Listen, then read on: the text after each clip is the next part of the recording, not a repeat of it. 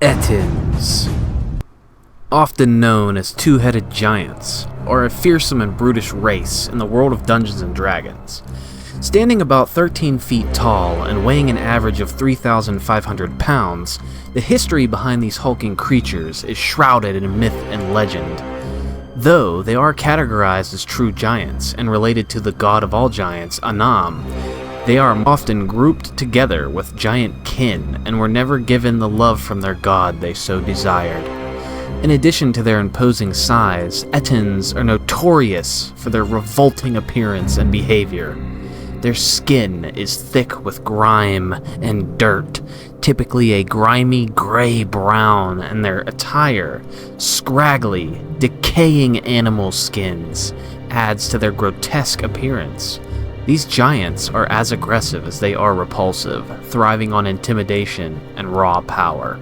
Picture this: a group of knights patrolling the roads on the outskirts of their city at night suddenly catch a horrid stench of sour body odor. As they draw their weapons, their horses are spooked by some unseen foe and buck them off, running into the darkness. As suddenly the knights see it. Emerging from the darkness is a massive 15-foot-tall, two-headed giant, bickering with itself in a guttural language about which Hume it's going to devour first. Brother, which meat are you going to eat first? I want the short one. He looks quite tasty. Yes, brother, of course. I'll leave him to you. I want the other one strong for my new cup. Thankfully, for most inhabitants of the world, Ettins are a reclusive and solitary creature, rarely being seen in an adventurer's lifetime, let alone a commoner. Despite their terrifying presence, Ettins are not insurmountable foes by any means. If confronted properly, their low intelligence often means that a competent band of warriors with decent armaments can lay them low with relative ease, provided they approach the situation with strategy and caution. Ettins' brutish nature makes them vulnerable to well-planned attacks and traps. Interestingly, some Ettins have been known to ally with orcs, serving as guards for hideouts with little more than promise for food and loot from raids. This unlikely alliance highlights their role in the broader world of giants and their interactions with other races. Whether as some fearsome opponent or unexpected allies, Ettins offer a unique challenge and story element for any adventure. Alright, the 2014 Ettin. I don't think the 2014 Ettin is bad per se, but I do think we can do better. It still lacks the abilities to utilize size against smaller creatures, as most of the 2014 giants do, but it does have some unique traits that we can use some inspiration from to make our own Ettin a little bit better, so let's dive in and see what we're working with. So jumping into it, we have a large giant, chaotic evil, armor class of 12, hit points 85, speed of 40 feet. That really concerns me that ogres and Ettins move at the same speed as the giants do. I think that's an oversight, and now I really do need to go back in and give all of my giants an extra 10 to 20 foot movement speed. We have the ability scores look great, skills look fine. I'm a little dodgy on, I think maybe intimidation could work, but perception is its like iconic ability, so that's good. Dark vision of 60 feet. They typically live in caves, secluded from society, so that works, and it has a high passive perception. It speaks giant and orc. Challenge rating 4, proficiency bonus 2. We have the special traits and abilities here. These are what make the Ettin unique compared to something like an ogre, baseline ogre, not my ogre, of course.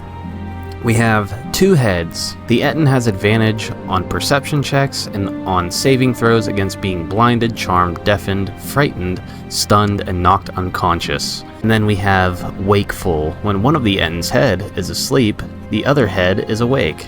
Pretty unique abilities. I'm not sure if any other creatures have these. Well, I guess Demogorgon probably has these, and Hydras might have something similar. But I think we can do a little bit better and make it a little more unique. There's a lot of lore surrounding the heads, and you're going to see that on my stat block. I turn them into game mechanics, but moving on to the actions, this is where the creature really lacks in variety and the fun factor for me. I don't like when creatures only have attacks and nothing else when they are big, imposing, monstrous creatures. I'll show artwork on screen of just how much bigger they are compared to a normal adventurer-sized character, but we'll jump into it. It has multi-attack, but it's flavored in a way that it can make one attack with its battle axe, one attack with its morning star, so it's like each head controlling each side of the body gets one attack. So it has a battle axe, 2d8 slashing damage, then we have the morning star, 2d8 piercing damage, and they both have +5 from their strength modifier.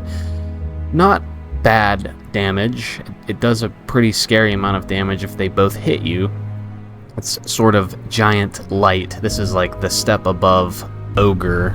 Well, I guess half giants would be the step above ogre, so trolls, but I think the Ettin has some work that could be done to tweak it up just a little bit, turn up that fun factor a bit. So we're going to jump into my stat block and show you what I did with my Ettin. Alright lads, here we are in the Ettin stat block. So, this is my stat block. You're going to notice no big changes in the first top left half of my stat block, other than they have a skill proficiency now in intimidation, because they are known for bullying creatures into submission and torturing and just being horrible creatures. So I feel like that's a fitting skill proficiency. And then they also now understand Abyssal. They have a rudimentary understanding of Abyssal because of their ties with Demogorgon, which is a demon if you're not familiar with the name, or if you've watched Stranger Things. It's a little different in D&D. It's not quite what you see in the TV show. Other than that, nothing else has changed. Now it's time to move into the abilities. Okay, under abilities and special traits, we start off with a big one. It's Headless Havoc. If the Ettin loses either of its heads, it suffers the following effects. If it loses its right head, which is the dominant head on the body, it loses all traits that benefit from having two heads, its movement speed is halved, and then it is under the effects of the confusion spell, and its attacks are made with disadvantage. Yeah, they are pretty screwed if you cut one of their heads off, so if your players are going in with a Vorpal sword, they're not going to struggle, surprisingly, against an Ettin. But this is something that I kind of feel like it should have been on the stat block, but I guess they just decided not to. Now we have losing the left head. If it loses its left head, it loses all traits that benefit from having two heads. Its movement speed is halved, and one of its attacks each turns are made with disadvantage. And in both cases, it takes the Ettin 2 months of training and adjustment to regain control and overcome these penalties. So the left head is the not dominant head, it is the submissive head. So if it loses that head, the Ettin can sort of still function, it's just struggling still. So if it loses either head, it's in a bad scenario. If it loses its right head, it's in an even worse scenario, and it's almost cruel to leave it alive at that point. But anyways, we move into hand-eye discoordination. So the Ettin has disadvantage on attack rolls with two-handed weapons. Because each head operates independently to move the body, I feel like it's a little hard for both of them to coordinate swinging a weapon at the same time. So I think that's a flavorful ability. If you disagree with it, you can absolutely remove it. I kind of just wanted to add something that was silly to the stat block. Then we have Unwashed Filth. The Ettin has disadvantage on stealth checks due to their horrid stench, and if you remember in the opening, I described them being horrible at maintaining their cleanliness. They actually despise cleanliness, so this is a fitting ability for them. Moving on to Aggressive. As a bonus action, the Ettin moves up to its speed towards a hostile creature that it can see. This is an orc ability. but also it makes sense because it states that Ettins can move twice as fast as a normal creature with one head because they have two heads. I will post a image on screen somewhere that describes this, and I will highlight what I'm talking about. So that's a pretty good ability. The Ettin's fairly mobile for a big creature, so we're building up slowly to a big fight coming up once we get to the actions, but we're going to go into the second to last ability. This is 2 minds, 1 body. This is the ability that changes the entire way the creature works. So, the Ettin has 2 separate actions on each of its turns and 2 reactions. The second action can only be used to take the attack or use object action. So this is a haste light-esque ability, but it kind of shows the fact that the Ettins are 2 creatures on 1 body. They have 2 separate functioning brains. They think differently. They have their own quirks and personalities, so I think they should technically get a pseudo 2 turns at the same time. So now we move on to our final ability here. 2 heads are better than 1. So, we have 2 heads are better than 1. This was a bit of a convoluted, complicated ability at first glance, but it's actually quite simple when you actually read it and break it down into little chunks. That's why I separated most of the ability. So, what it states is, the Ettin has advantage on perception checks, and if one head is asleep, the other head remains awake. That's already in the stat block to begin with, but I just put it in this ability specifically. Now, as long as it has 2 heads, it gains the following additional benefits. The Ettin has advantage on saving throws against spells and effects that require intelligence, wisdom, or charisma saves, or effects causing it to be blinded, charmed, deafened, frightened, stunned, or knocked unconscious. That's a lot of stuff, but to give you an example of how this works, if the fighter runs up and he uses a pommel strike on his sword or something of the like, and he stuns the Ettin, only 1 head is stunned, which basically means that nothing happens to the Ettin. It still functions normally, as if it's not under any condition. It technically has that condition, but only 1 head has it. So the other head takes control of the body and moves normally. Now, if 1 head is stunned, and then the wizard comes over and he casts Hold Monster, and then the second head fails the Hold Monster, then the Ettin is held.